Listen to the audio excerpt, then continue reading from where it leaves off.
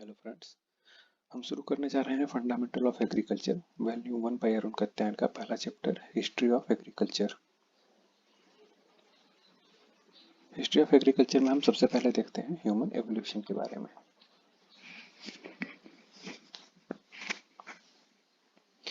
Human evolution जो हुआ था वह आज से लगभग 15 लाख वर्ष पूर्व हुआ था। 15 लाख वर्ष पूर्व मतलब कि इंसान जो हुआ था वह डेवलप हुआ था 15 लाख वर्ष पूर्व, क्योंकि इससे पहले वह बंदर के रूप में था और उसके बाद जब वह होमो इरेक्टस या फिर जावा मैन में परिवर्तित हुआ। होमो इरेक्टस क्या होता है? होमो का मतलब होता है कॉन्टिन्यूअस। होमो का मतलब होता है कॉन्टिन्यूअस और इरेक्टस का मतलब होता है इरेक्ट, यानी खड़ा होना। जब इंसान अपने दोनों पैरों पर खड़ा होकर के चलने लगा, जैसा कि आप इस पीछे पिक्चर में देख रहे हैं, वो अपने चारों पैरों पर चल रहा है।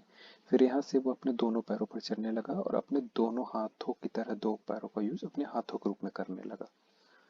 तो जब वह इंसान इस तरीके से अपने दोनों पैरों पर लगातार चलने लगा तो उसे होमो इरेक्टस कहा गया। और फिर बाद में यह इंसान जब बाद में और सोचने समझने लगा, अपने दिमाग का यूज करने लगा, तो इसे क्रो मैग्नन या फिर होमो सेपियंस की श्रेणी में रखा गया। होमो सेपियंस का मतलब होता है होमो यानी लर्निंग और एबिलिटी। इसके अंदर अब लर्निंग एबिलिटी आ गई थी, अब ये सीखने लगा था। इसके अंदर लर्निंग हैबिट आ गई थी। ये कई भी चीज़ों को सीख रहा था, नई नई चीज़ों का निर्माण कर रहा था। शिकार करने के लिए हथियार का निर्माण करने लगा और भोजन को प्राप्त करने के लिए नए नए तरीकों को इसने खोजना शुरू किया। तो ये अपने दिमाग का अब यूज करने लगा था और नए नए तरीकों को सीख रहा था, इसलिए इसे होमो सेपियंस कहा गया। होमो सेपियंस जो थे इन्हें मॉडर्न मैन कहा गया। मॉडर्न मैन यानी वो नए युग के इंसान। ये जो होमो सेपियंस या फिर मॉडर्न मैन जो हुए थे, ये सब प्रथम अफ्रीका में पाए गए थे। लगभग 3500 वर्ष पूर्व यह अफ्रीका में पाए गए थे। उसके बाद इन लोगों ने धीरे धीरे अब जानवरों को पालना स्टार्ट किया। 8700 से लेकर के 7700 बीसी में इन लोगों ने जानवरों को पालना शुरू किया। इन्होंने कई सारे जानवरों को पाला, लेकिन उसमें से सबसे पहले इन लोगों ने जिसको जानवर को पाला वह क्या था? वह एक कुत्ता था। इन्होंने कुत्तों को इसलिए पाला क्योंकि कुत्ते जो थे ये इनकी शिकार करने में मदद करते थे और क्योंकि ये अपना भोजन शिकार करके प्राप्त करते थे, तो इसलिए जो कुत्ते थे वो इनकी शिकार करने में मदद करते थे। फिर उसके बाद क्रॉप कल्टीवेशन भी इन लोगों ने स्टार्ट किया। लगभग 7500 बीसी से इन लोगों ने खेती करना शुरू किया। नए नए तरीके के इन लोगों ने फसलों को उगाना शुरू किया। अब ये फसलों से भी अपना भोजन प्राप्त करने लगे थे। और इसी के साथ साथ आयरन एवोल्यूशन भी शुरू हुआ। आयरन एवोल्यूशन की मदद से इन लोगों ने बहुत सारा डेवलप आयरन की वजह से ये किया कि इन लोगों ने अपने जो हथियार बनाए, हथियार में पहले ये पत्थर का उपयोग करते थे, लेकिन फिर बाद में ये लोग आयरन का उपयोग करने लगे, जो कि अधिक टिकाऊ था और शिकार करने में उससे इनकी मदद मिलती थी। साथ साथ ये जब कृषि कार्य को करते थे तो उसमें भी आयरन इनकी बहुत मदद करता था, जैसे कि निराई गुड़ाई के लिए, पौधों को लगाने के लिए, मिट्टी को खोदने के लिए, इस तौर पर आयरन इनकी मदद करता था। एग्रीकल्चर एग्रीकल्चर जो है वह दो लैटिन वर्ड से मिलकर बना है। एग्रिक एगर या फिर कल्चर और कल्चर। एग्रिक का मतलब होता है सॉइल और कल्चर का मतलब होता है कल्टीवेशन। तो मतलब सॉइल का कल्टीवेशन या फिर मिट्टी में कर्षण की क्रिया को करना या फिर उसमें फसलों को उगाना, ये सारी जो क्रियाएं होती हैं ये किसके अंतर्गत आती हैं? एग्रीकल्चर के अंतर्गत। लैटिन वर्ड जो होते हैं इनको याद करने का सबसे सरल तरीका ये है कि जिन भी वर्ड में लास्ट में कल्चर वर्ड जुड़ा हो, कल्चर, जैसे कि इसमें क्या लगा है? कल्चर लगा है, एग्रीकल्चर। तो कल्चर जिसमें भी लगा होगा वह लैटिन वर्ड होगा। और जिसके भी लास्ट में वाई वाई लगा होगा वो क्या होगा? ग्रीक वर्ड होगा। उदाहरण के लिए एग्रोनॉमी, एग्रोनॉमी में लास्ट में क्या है? वाई लगा हुआ है, जिसके कारण वो क्या है? ग्रीक वर्ड है। तो एग्रीकल्चर जो है यह एक तरीके से जो हम फसल उगाते हैं इसकी एक कला है और एक विज्ञान है। जैसे कि आप इसमें लिखा हुआ है, agriculture is an art and science both in which we study all the human activities to use of soil. मिट्टी का यूज करने का एक कला और विज्ञान ही क्या है? एग्रीकल्चर या फिर कृषि है। Agriculture science come into extents to produce the crop human being till the soil. Agriculture जब इंसान जो होता है, ऐसे तो कई सारे फसल अपने आप उगाते हैं तो वो कृषि नहीं होगा।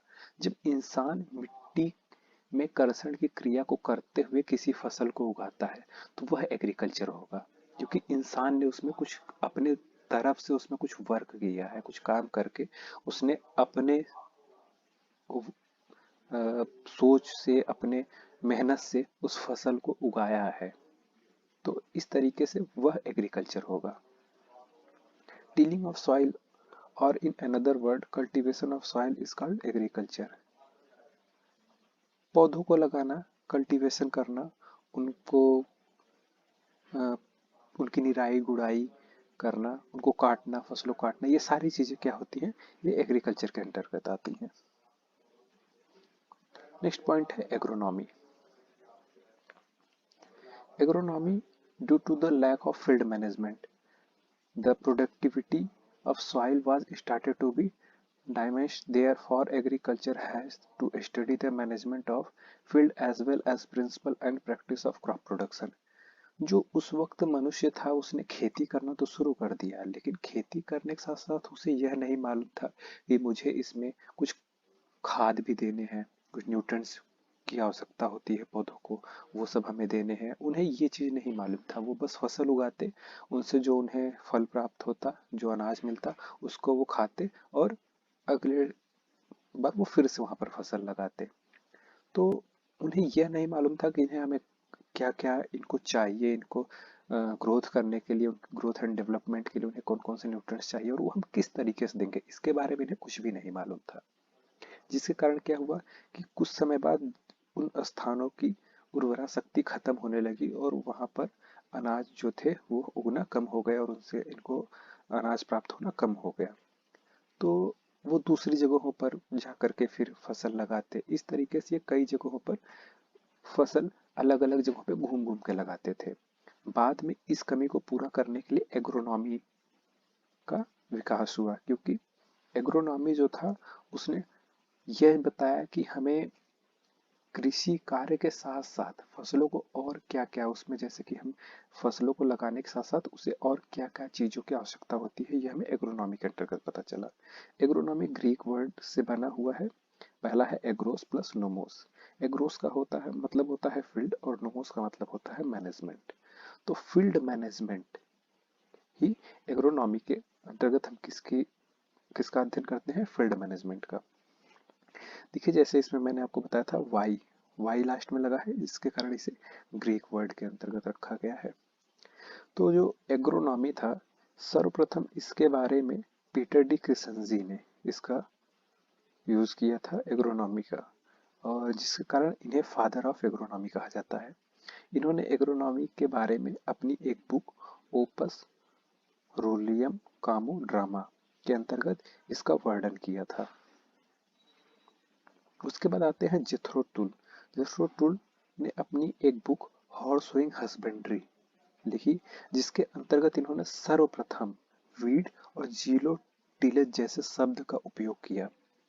वीड का मतलब होता है ऐसे पौधे जो कि हमारे मूल पौधे के साथ साथ वृद्धि करते हैं और उनके साथ प्रतिस्पर्धा करते हैं। जैसे कि हमने कोई फसल लगाया, उसके साथ एक फसल और भी उग रही है, लेकिन वह हमारे पहले पौधे के साथ उसके जल के लिए, उसके खाद के लिए, उसके अन्य न्यूट्रिएंट्स के लिए उसके साथ प्रतिस्पर्धा कर रही है, जो कि हमारे मूल पौधे को नुकसान पहुंचा रही है। तो उसे हम क्या कहेंगे? वीड कहेंगे। जीरो टिलेज, हम टिलेज यानी कर्षण से संबंधित जितनी क्रियाएं मिट्टी में करते हैं, जब वह एकदम शून्य के बराबर होती है, कि उसमें कर्षण क्रियाएं न के बराबर हो, तो उसे किसमें? जीरो टिलेज के अंतर्गत रखा जाता है। Scientific cultivation start with commercialization of sugarcane and tobacco. फिर बाद में क्या हुआ कि sugar cane, tobacco, one more crop include is cotton, cotton को आप एक और ऐड कर लीजिए, क्योंकि ये 3 क्रॉप शुगर केन, टोबैको और कॉटन को मार्केटिंग के रूप में अब इसको मार्केट में ले जाकर के इनसे पैसे जो थे वो बनाना शुरू किया गया। तो साइंटिफिक कल्टीवेशन स्टार्ट हुआ टोबैको का, शुगर केन का और कॉटन का। किस पर्पज से? कॉमर्शलाइजेशन के पर्पज से। 27 अप्रैल 1871 को joint department of agriculture, revenue and commerce was established by Lord Mayo. Lord Mayo के द्वारा joint department of agriculture, revenue and commerce की स्थापना की गई, और यह भी इन्होंने ए ओ ह्यूम के रिक्वेस्ट पे इन्होंने इसकी स्थापना की थी। कब किया था? 27 अप्रैल सन 1871 में। उसके बाद फैमिली कमीशन 1880, और फैमिली कमीशन के under central department of agriculture की स्थापना हुई। सेंट्रल डिपार्टमेंट ऑफ एग्रीकल्चर की स्थापना फैमिली कमीशन के अंडर हुई थी। नेक्स्ट टॉपिक है IARI, imperial agriculture research institute, जिसको कि आज हम इंडियन एग्रीकल्चर रिसर्च इंस्टीट्यूट के नाम से जानते हैं। तो जब इसकी स्थापना हुई थी उस वक्त इसका नाम इंपीरियल एग्रीकल्चर रिसर्च इंस्टीट्यूट था। 1905 में इसकी स्थापना पूसा, बिहार में इसकी स्थापना की गई थी। इसके स्थापना के बाद जो इसकी स्थापना हुई थी वो किसने? लॉर्ड कर्जन ने 1905 में इसकी स्थापना पूसा, बिहार में किया था। पूसा बिहार में एक स्थान है पूसा, तो वहां पर इन्होंने इसकी स्थापना की थी। सन 1934 में पूसा में एक भूकंप आया था, जिसके कारण पूसा में स्थित जो IARI का हेडक्वार्टर था वहां पे जो कई सारे उसके बिल्डिंगों में दरार आ गई और वो ध्वस्त हो गए, जिसके कारण सन 1936 में इसे पूसा रोड न्यू दिल्ली में शिफ्ट कर दिया गया, और भारत की आजादी के बाद इसका नया नाम इंडियन एग्रीकल्चर रिसर्च इंस्टीट्यूट रखा गया। In 1958, IARI was given the status of deemed university by University Grant Commission. UGC ने 1958 में IARI को डीम्ड यूनिवर्सिटी का दर्जा दिया कि अब से IARI एक डीम्ड यूनिवर्सिटी है। नेक्स्ट टॉपिक है ICAR, imperial agriculture research institute. इसकी स्थापना 16 जुलाई 1926 में हुई थी। कहां पर? न्यू दिल्ली में।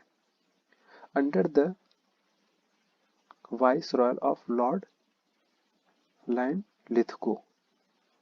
लॉर्ड लैंड लिथगो जो थे, इनके अंडर ICAR की स्थापना हुई थी, और इसके पहले प्रेसिडेंट जो थे वो थे मोहम्मद हबीबुल्ला, और इसके पहले सिक्योरिटी जो थे वो थे ऐसे हैदरी। इन 1946 it become Indian council of agriculture research. Imperial agriculture research institute के स्थान पर ये इंडियन एग्रीकल्चर रिसर्च इंस्टीट्यूट 1946 में हुआ था, और उस वक्त वहां प्रेसिडेंटशिप जो थे वो थी जोगिंदर सिंह। प्रेसिडेंटशिप थी जो, वो जोगिंदर सिंह के अंडर थी इसकी। और उसके बाद 1966 में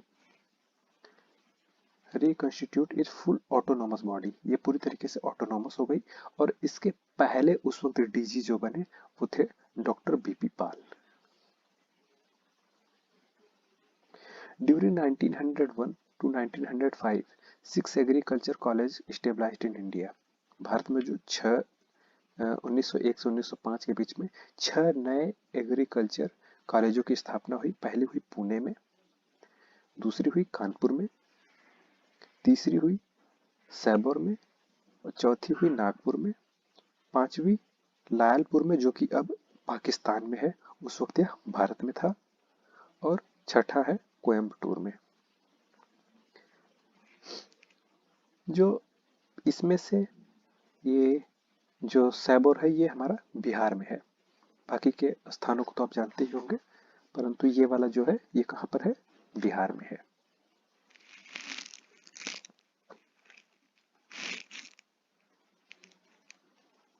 और जो हमारा ये बिहार में है यहाँ पर एग्रीकल्चर एक्सटेंशन सबसे पहले स्टार्ट किया गया था यहीं से। उसके बाद में अन्य स्थानों पर इसकी शुरुआत की गई, लेकिन सबसे पहले एग्रीकल्चर एक्सटेंशन की स्टडी यहीं से स्टार्ट हुई थी। On the recommendation of first education commission, जो पहला एजुकेशन कमीशन उस वक्त आया था 1949 में, जो कि doctor Sarvepalli Radhakrishnan and first and second Indo American term team first agriculture university was established.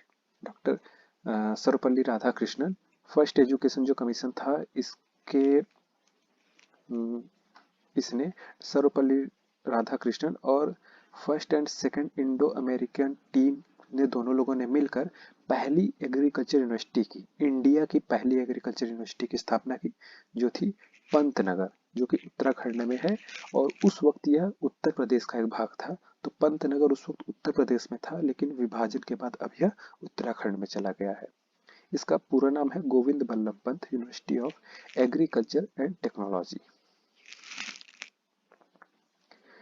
उसके बाद आते हैं कुछ इंटरनेशनल इंस्टीट्यूट, जिसमें IRRI, international rice research institute, जो कि लॉस बैनोस में है, जो कि फिलीपींस में है। इसकी स्थापना 1960 में हुई थी। फिर आता है CIMMYT, इंटरनेशनल सेंटर फॉर मेज एंड व्हीट इम्प्रूवमेंट। यह मैक्सिको में है और इसकी स्थापना 1966 में हुई थी। जैसे कि यहाँ पर IRRI है, तो I का अर्थ होता है इंटरनेशनल, R का अर्थ है राइस, फिर R का अर्थ है रिसर्च और I का अर्थ है इंस्टीट्यूट। परंतु यहाँ पर जैसे आप देख सकते होंगे कि CIMMYT से कोई भी चीज़ें मैच नहीं कर रही हैं। वो इसलिए क्योंकि जो CIMMYT का फुल फॉर्म है वो मैक्सिकन लैंग्वेज में है। जैसे कि हम इंटरनेशनल सेंटर फॉर मेज एंड व्हीट इसको कह रहे हैं, वहाँ पर इसको कुछ मैक्सिकन लैंग्वेज में कुछ और कहा जाता है। तो उसको आपको आपके लैंग्वेज में समझाने के लिए इंग्लिश लैंग्वेज में उसका ट्रांसलेट करने पर इंटरनेशनल सेंटर फॉर मेज एंड व्हीट इम्प्रूवमेंट आता है, और यह मैक्सिको में है, जिसकी स्थापना 1966 में हुई थी। Thank you friends. अगर आपको यह पसंद आया हो तो कृपया हमारे चैनल को लाइक करें, सब्सक्राइब करें और इसको शेयर करें। धन्यवाद।